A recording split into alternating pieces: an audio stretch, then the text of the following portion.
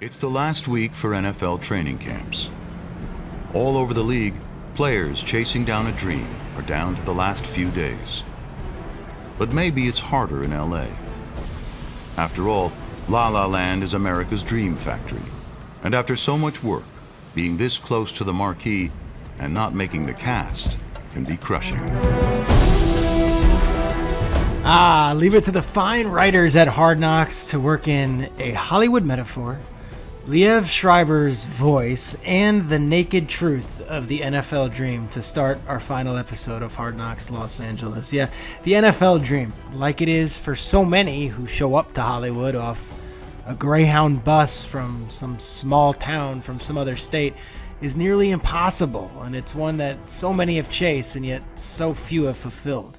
And yet, on Labor Day weekend, every year, a final roster of 53 men is put together on 32 NFL teams, and thousands of dreams are actually realized, while countless others are put to an end. For most cases, it's temporary, but for some, it's permanent, and that's the end of the road. That's the theme of this week's Hard Knocks finale: doors bursting open and others being shut. I'm Peter Schrager, the host of the Hard Knocks podcast, and I can't wait to dig into all of it with you right here. We'll go micro. We're going to break down the storylines that drove this episode and the players we focused on, but we're also going to go big picture as we look at this incredibly different, incredibly challenging, and incredibly well-executed Hard Knocks season as a whole. NFL Films VP and Hard Knocks showrunner Ken Rogers joins me as our guest as we discuss the living document that this Hard Knocks season will serve as when 20 years from now someone asks, so wait a second, how'd they play sports during a global pandemic? And they point to Hard Knocks as a time capsule as to just how.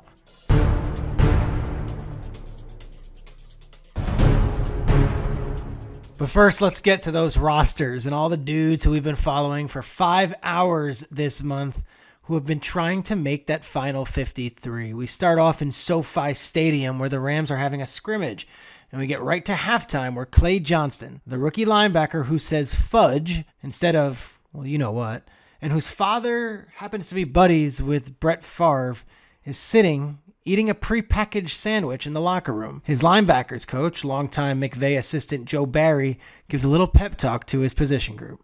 Bro, I didn't even see the lineman get up to me and I'm falling on my face. Those are the worst plays. We'll go fast, we'll play ball, okay? We'll actually get some live tackling in, see if you fuckers can tackle, all right? We good? Okay, get your hands in here, all right? And remember, I told Derek this earlier, go out and have fun. Fly around, play ball, okay? Don't be a damn stress case. The mistakes that you made, they're on me. We'll clean them up tomorrow, okay? Just go have fun and play ball. Let's have a great second half, all right? Ballers on three. 1, 2, 3, ballers. Bro, I freaking love that guy. Johnston goes on to tell his coach that he's fresher than a salad. Gotta love Clay Johnston. And he is a curious dude, and his case is a curious one. He was drafted, but it was in the 7th round, so he's no lock to make the team, but he's also not a long shot. Cornerback Dante Dion's situation is different. The Rams know Dante Dion. He's been with the squad for a few years now, but he is no lock either. He explains his predicament as he works out with his girlfriend in his driveway, which ends up being a rare moment where he's not cracking wise for the cameras this season. You know, I feel like I'm an underdog every year I go into a season. I'm undersized. It's not natural. I mean, if you look at the history of the NFL, I don't think there's 10 to 15 guys that have ever weighed less than me or weighed what I weigh. You know, so being that right there alone is just that underdog mindset, and knowing you could go get it and accomplish and overcome adversity, gonna be the real deal. Meanwhile, over on the Chargers side, we've got Darius Bradwell, the rookie running back who showed up to camp more than 10 pounds overweight, and Braden Fajoko, the big rookie out of LSU who's hoping to make the team as a defensive lineman. There are decisions to be made from both front offices, and those calls and those conversations start happening midway through the show. Juju Hughes, the Rams rookie with the toothpick always in his mouth, is thrilled to learn that though he didn't make the team, he will be asked to join the practice squad. Dante Dion, or Double D as they call him in Los Angeles, is released, but he gets an assurance that he'll be added back to the practice squad because, as Sean McVay puts it, they love him. But Clay Johnston, that rookie out of Baylor, his deal is a little bit different. I ain't got the best news, man, but we're gonna have to release you, man. So if you could head back over here and you need a ride. Clay Johnson, they said. I guess he was here earlier eating breakfast, and then he probably was like, okay, everybody, I guess they call people when I'm in, so now he's like about an hour and a half away. Oh no. Wherever the hell he's at. Are you serious? So Johnston was at the facility in the morning. He assumed he must have made the team because no one called him to tell him otherwise, and he drove home 90 minutes from the facility. Well, he didn't make the team. Take a listen how this conversation goes. Gonna release you, but Yeah. definitely want you back on practice squad. Definitely. If you don't get claimed. Yeah. You know what I mean? Dude, I'm just grateful for the Oh, opportunity. no doubt. That means You earned that. that meant the world to me. Just No, you earned that. someone bringing me in and just being able to go on the field, and I don't think I could express how thankful I am. Just Well, I could tell. Yeah. No doubt. No doubt. So what'll happen is and I'll let that way Sean can chat, but Yeah. everything will you won't be on waivers till tomorrow. yeah, Everything, everybody clears or doesn't clear. got it. So Panthers, if they don't claim you, No, that's true. you know what I mean? Yeah, you never know. Right? Yeah. Your head coach in college is now head coach in the NFL. But if you clear and you want to be a Ram, Oh heck yeah. then Hey, How you doing, man? what's up, Coach? Thank you for the Kinda giving opportunity. the, Oh, So shoot, man. seriously. No, hey, you still, the opportunity isn't over, man. Yeah. You know, it's, obviously you got a nice way about yourself, man, and I Yeah. know Coach Barry loves working with you, and I love him. you know, been watching and paying close attention. I can see how engaged and locked in you are in those periods with Coach Bono and Yeah. Torrey. So keep doing that, but you know, you do everything that you don't have to have any regrets, which Yeah. is the good thing. Thank you All for the buddy. opportunity. Yeah, you got it, man. We'll I'm see you totally next at peace because of just how it went. I don't have to look over my shoulders and regret anything. I studied, did the best I could. I played my nuts off with the reps that they gave me, and just wait now, see what happens. Okay, so here's the details that I was waiting to see mentioned on the show in the first 4 episodes in regards to Clay Johnston. So his dad, who's Favre's buddy, he works for the Carolina Panthers as the director of player wellness. And Clay's college coach, while he was at Baylor, Matt Rule, is now the head coach of the Carolina Panthers. So the Rams end up drafting Clay Johnston in the 7th round, but when they release him, his deal is not like some of the others who get cut in the episode because there's a spot for him somewhere else. We know the Carolina Panthers would love to have him. His father works there. His college coach is now the head coach. And of course, they do come calling with a spot on the practice squad. To say the least, he's got some strong connections down there in Charlotte.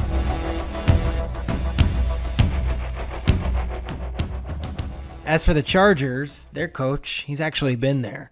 Anthony Lynn says it's 2 of the worst days of the year every year, and he knows because he too was once an undrafted free agent trying to make a team when he was a player. Darius Bradwell, the running back who did come to camp overweight but then shed those pounds over the course of a month, comes into the facility and gets the news that he is being released. But he is also being told that he's going to be added to the practice squad by general manager Tom Telesco. But it's the conversation he has with Coach Lynn that leaves me thinking that Anthony Lynn's got a real feel for this and can really relate to these players. Hey, Coach, how you doing? Phil Darius, what can I help you with? How can I help you become a better pro, a better running back?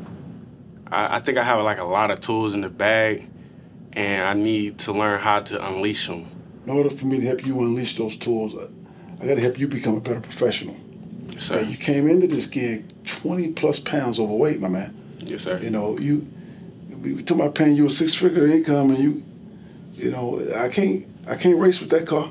Yeah. You know, so you got to take care of your body. Yes, sir. And then you got to figure out what type of vehicle you are. You know, you are a F-150.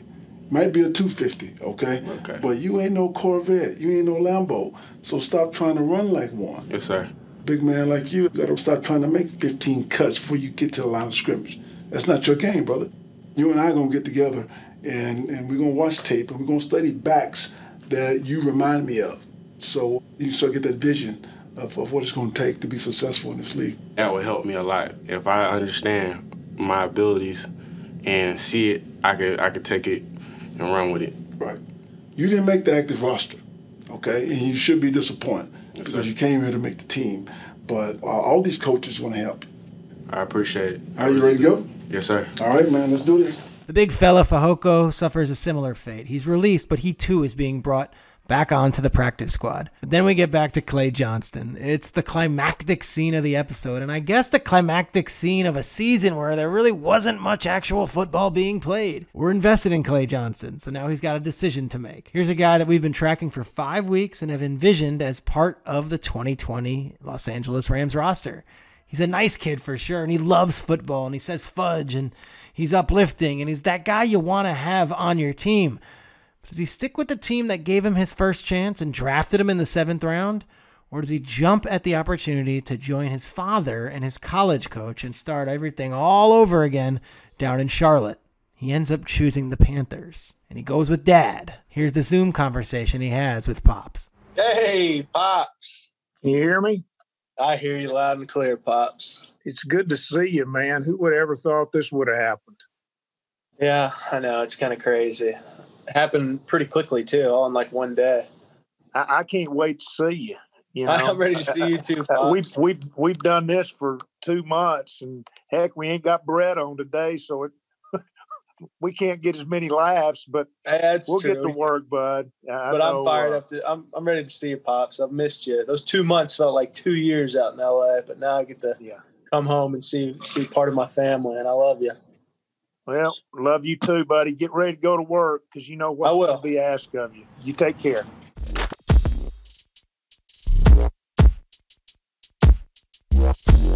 The roster decisions and how those conversations went with those fringe players were the bulk of episode 5, but I'd be kidding you if I said that's what the takeaway from this season of Hard Knocks was. As much as I appreciate Clay Johnston's internal struggle and decision between Carolina or Los Angeles' practice squad, these 5 episodes will be long remembered for things off the field and the way 2 different NFL franchises coped and adapted to those subjects. Coronavirus, open and honest social justice conversations, the lack of a preseason. All of these things made this year's Hard Knocks season unlike any we've ever seen before. It also made the flawless execution of these 5 episodes all the more remarkable. And that's why I wanted Ken Rogers as our guest today. Ken's a vice president at NFL Films and the showrunner of Hard Knocks. So much went into the planning of this season's Hard Knocks campaign, and there were so many questions and challenges that he and his crew faced not only beforehand, but during the actual production of the show, that the fact that they pulled it off is simply amazing. Think about all of the hurdles they had to overcome just to film a television show, and now think of the fact that they nailed it.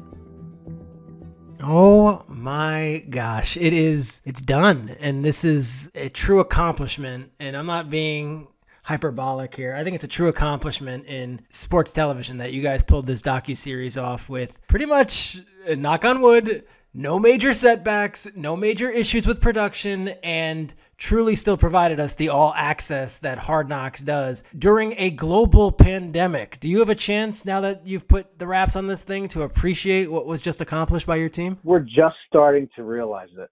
As you said, it's done, but the correct phrase might be we're done. And I don't mean we're done in terms of getting our work done. Sweat. It's been a long 5+ weeks for all of us, especially the people out in the field who have been quarantined and in a bubble with the teams. And to be honest, we thought a lot of positive tests, whether it was on the team side to stay safe and to keep our crews safe. And I, to be honest, expected that our crews at some point would be infected. And how do we rotate crews in and keep other crew members quarantined in hotels and safe and make sure that they don't get worse and take care of them and get them medical? We went towards this great creative challenge. And in so many ways, I'm glad that was where our energy went. I'm not sure we would have had enough energy to put towards medical emergencies I think the creative of the show might have ended up suffering because we spent all we had on this really challenging creative. So the challenges were in a different phase than really I expected them to be. Yeah, and again, knock on wood, pulled it off. And I think, I do a show every morning. It's kind of fleeting. Like, no one's going to remember Good Morning Football from August 13th. I don't remember Good Morning Football, but there are going to be 5 episodes in a time capsule that capture the training camp period in the history of maybe all of sports. You look back on it, the obstacles you guys overcame, but the obstacles that you had to even deal with to even put it on. What was the greatest challenge, and how did you guys go about finding a way to capture that and try to overcome it to put on a good television program? First of all, you're right, and I have to add a little bit of cynicism here, and that the show just aired and it's already forgotten, and that's sort of our culture. And you have to, if you're looking to be famous or remembered or have people sing the praises of your work for more than a short time on Twitter, next article, the next TV show is going to come around and what have you done for me lately? And a show like Hard Knocks is so immediate and is so driven by this just happened here, look, that by the next day the news is old. That's why it could never air after the season. It could never air a week later. It has to air in real time. But I do think that as it grows in age, it'll become perhaps less and less relevant as the season goes on, less and less relevant maybe over a few years. But 20 years from now, these 5 episodes in particular, more than any 5 episodes we've produced in the history of this series, are going to be so historically significant because there hasn't been any coverage like this in the NFL inside any team, let alone 2 teams, who's hopefully listening and writing this down, does the 30 for 30 on the year that wasn't, on the year that sports stopped, the 2020 madness that it was. They're going to come to NFL Films. Hopefully they're an NFL Films producer and look through this footage. And there's going to be tons. It seems so normal for us that there was people walking around in masks and that there was social distancing and all that. And I think it's going to become very normal for us in the regular season. We're very adaptable as a species, I guess. But think about if a year ago you would have said, and slap hands with Bruce Arians, who's going to be wearing a mask. Wait, what? And he's going to not point up in the stands because no one's going to be in the stands. Wait, excuse me? There's going to be no one. Yeah. And then fake crowd sound is going to be being pumped into the. Wait, hold on. You wouldn't understand what this was, and I think it's very easy to forget that it seems normal now, but are going to seem like an alien landscape 20 years from now. And I'm really. Yeah. And look, there's great documentaries on Woodstock. There's The Last Waltz, which is a famous document, and it captures a moment in time in sports. And your program is going to be the living document of what it was. And I'll go one step further. I had not seen any footage of a coronavirus test being done at a facility. I had not seen any footage of a coach having a meeting on Zoom before your program.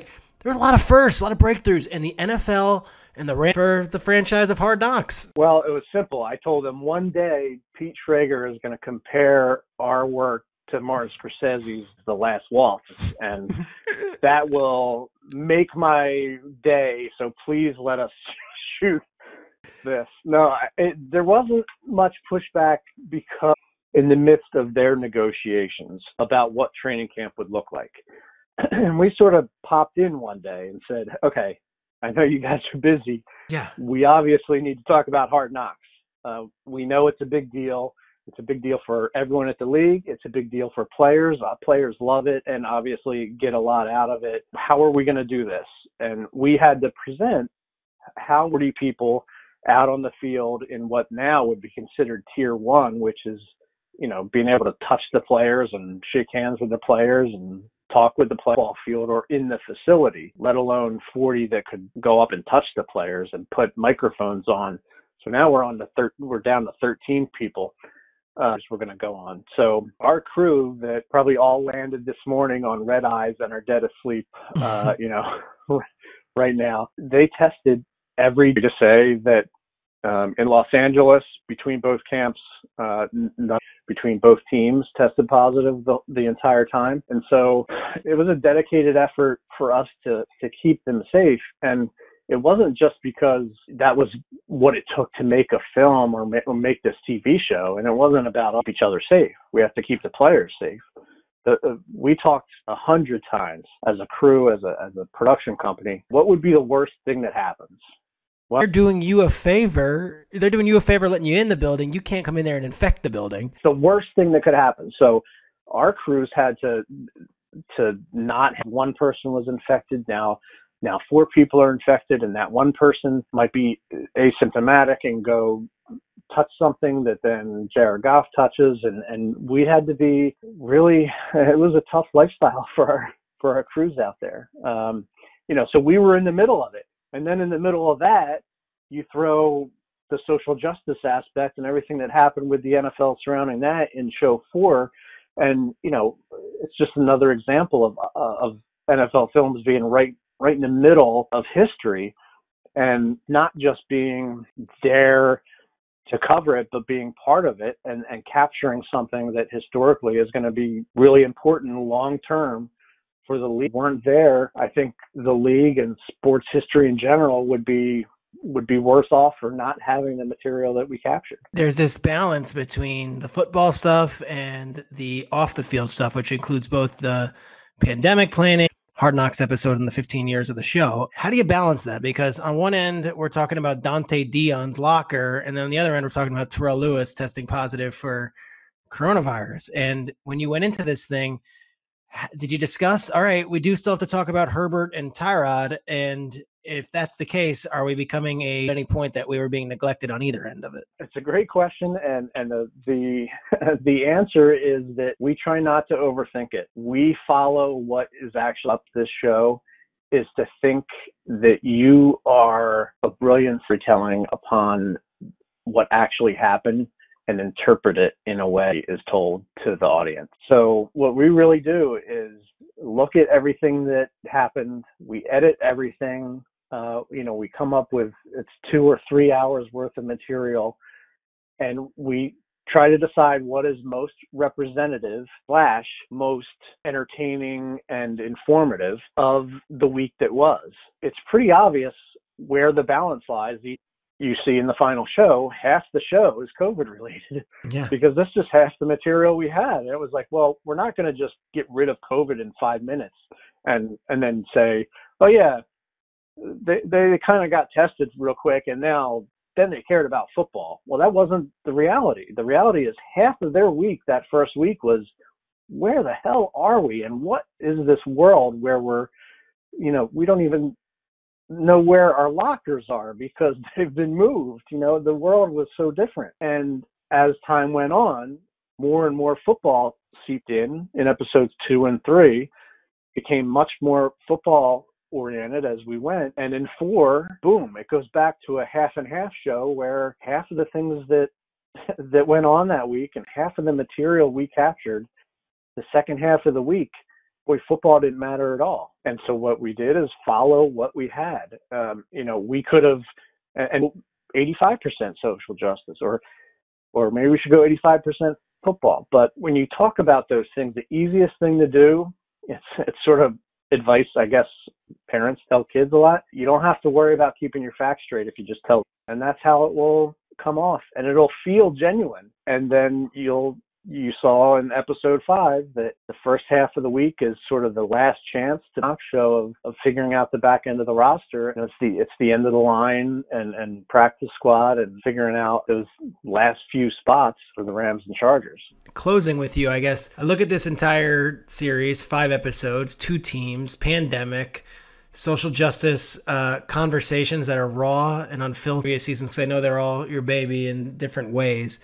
Is this the one you're proudest of, though? I feel like this one was, it might not have had the same buzz online. You might not have had your Rex Ryan moments, might not have been your Chad Ochocinco stuff, but every single person that worked on the show before, there isn't even a close comparison.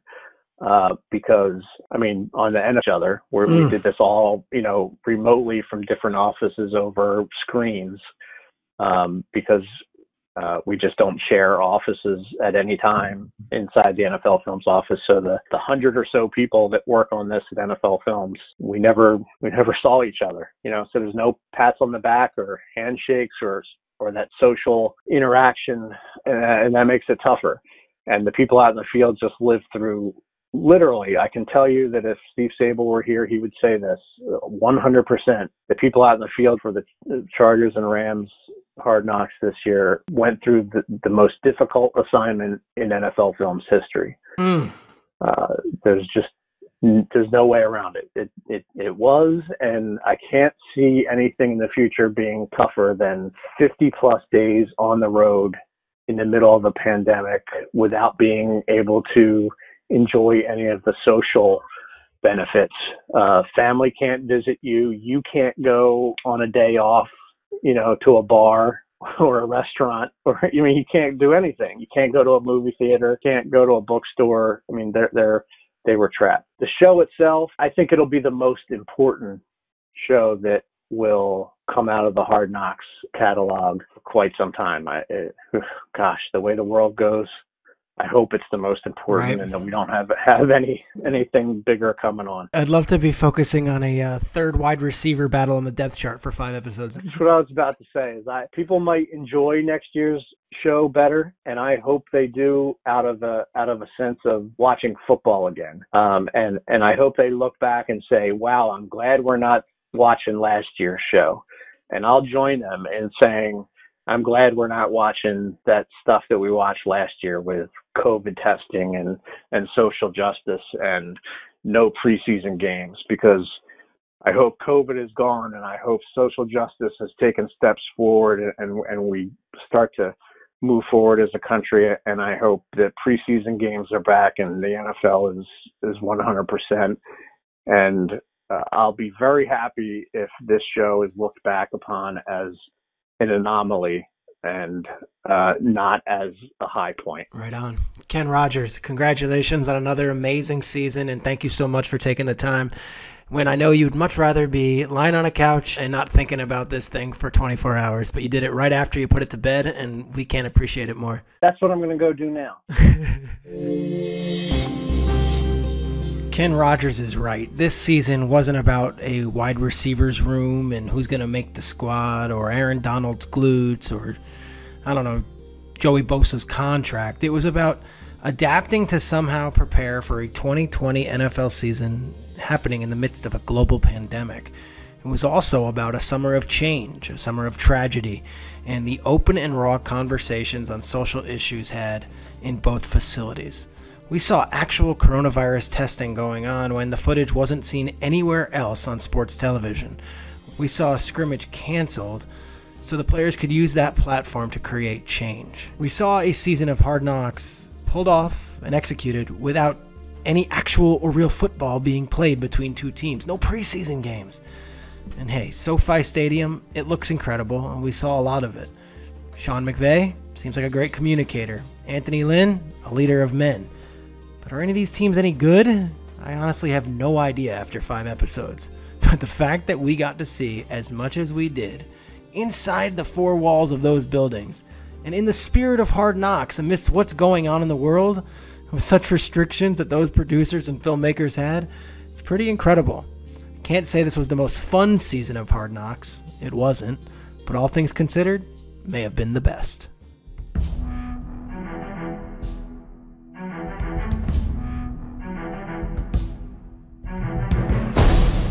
That is it for episode 5 and a wrap on season 2 of the Hard Knocks podcast. Thank you to Hard Knocks showrunner Ken Rogers for joining us on the podcast today and recapping not only episode 5 but the season as a whole. This show was produced by HBO Sports and NFL Media. Make sure you check out the Hard Knocks Instagram page at Hard Knocks HBO for exclusive clips from the final week of training camp with the Los Angeles Rams and the Los Angeles Chargers. For more Hard Knocks content, head on over to NFL.com, where NFL Network's Dan Hanzus has recapped every episode of the series. And if you want to keep up with the Rams, the Chargers, and the rest of the league this year, make sure you subscribe right now to the Around the NFL and Move the Sticks podcasts on Apple Podcasts, wherever you get your podcasts. You can find every episode of Hard Knocks Los Angeles over on HBO Max. If you haven't yet, make sure to subscribe to this podcast on Apple Podcasts, Spotify, Stitcher, HBO Max, or wherever you get your podcasts, and make sure to leave us a rating and a review. I'm your host, Peter Schrager. To all the listeners, thank you for going on this Hard Knocks Los Angeles journey with me. We are treated to yet another fantastic season of the show thanks to the brilliant producers at HBO and NFL Films, and it was awesome to break it all down each week on the Hard Knocks podcast.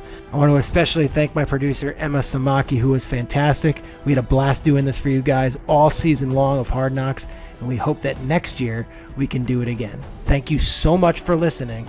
Hard Knocks Los Angeles. Let's go.